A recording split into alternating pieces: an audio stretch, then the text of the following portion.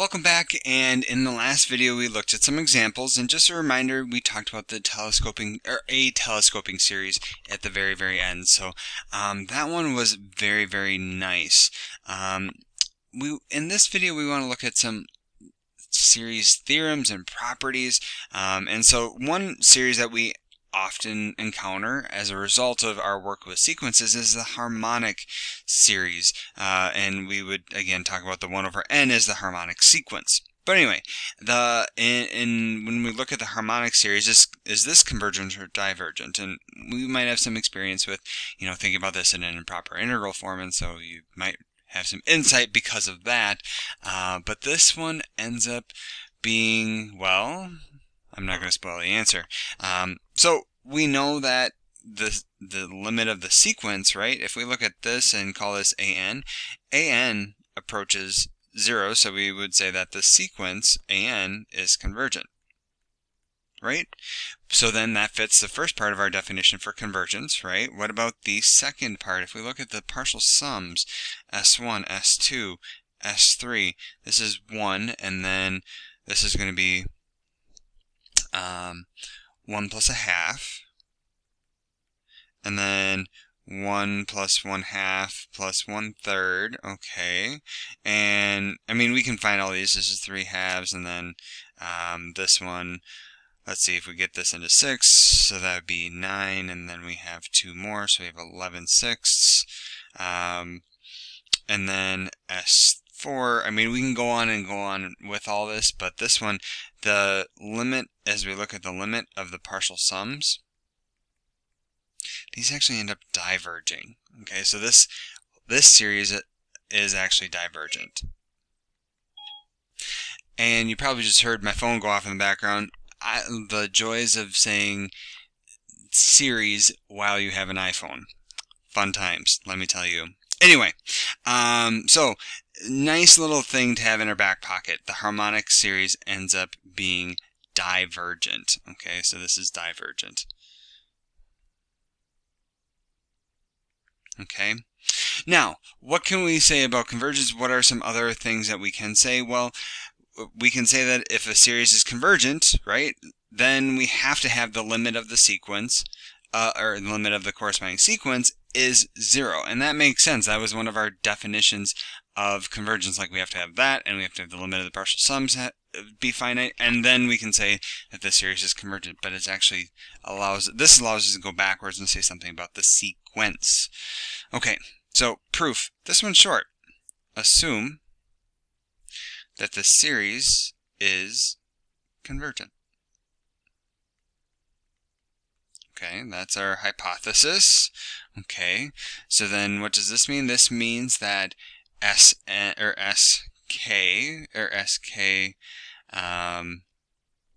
which is the sum of the first k terms of the sequence.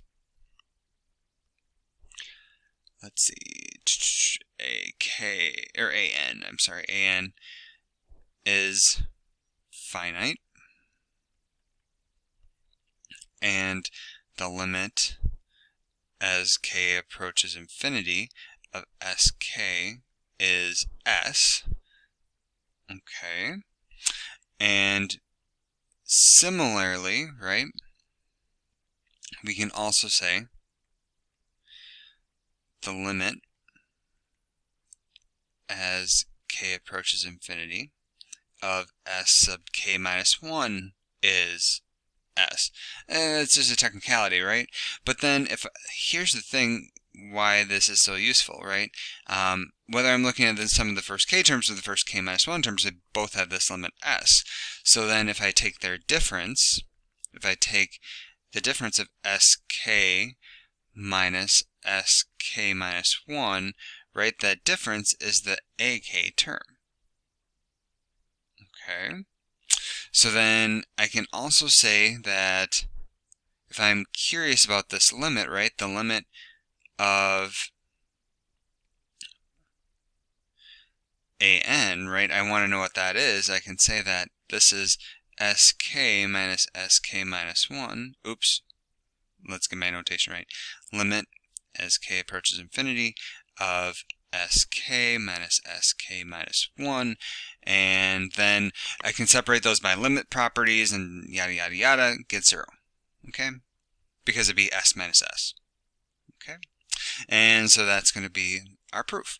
Now, this theorem is really, really useful for us, but actually one thing that's more useful for us is what we call the contrapositive. So you'll learn about this formally in Calc 2, but the contrapositive gives us what we call the test for divergence.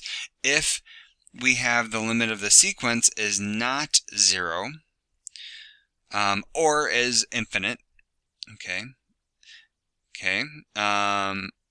then we say that the series is divergent. Okay, so super quick way to test for divergence. Oh, sequence doesn't have limit 0. Great, moving on. Because the series is divergent.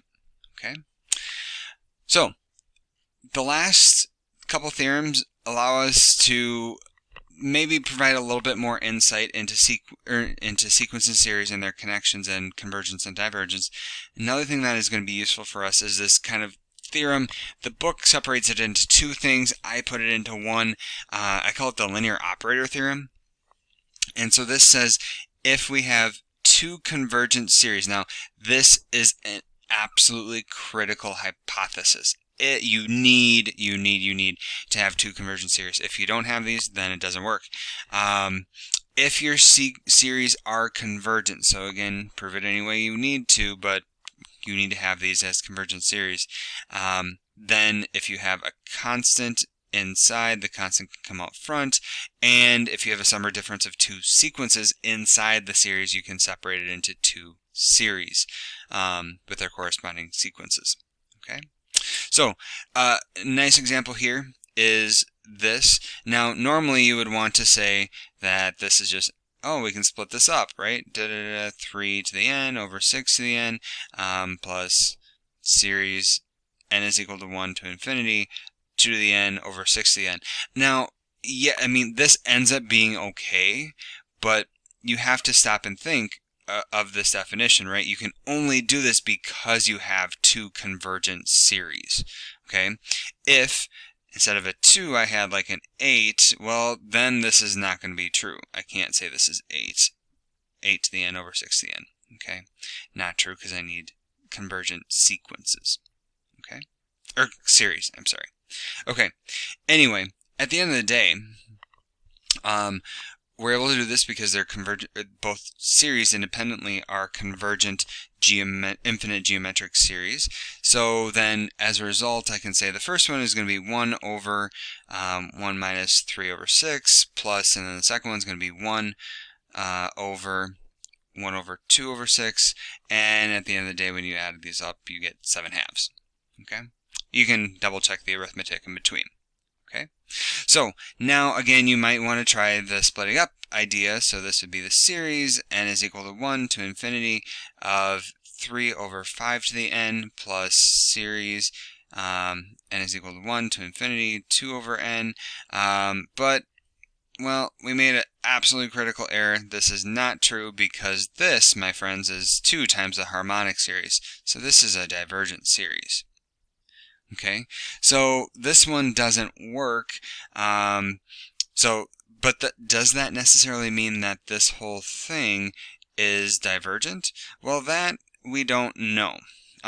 What I would say is you could look at, so if we call this whole thing an, you could look at the limit of an as n goes to infinity, and this is going to be 0 though, so it still could be convergent, but we don't have enough information.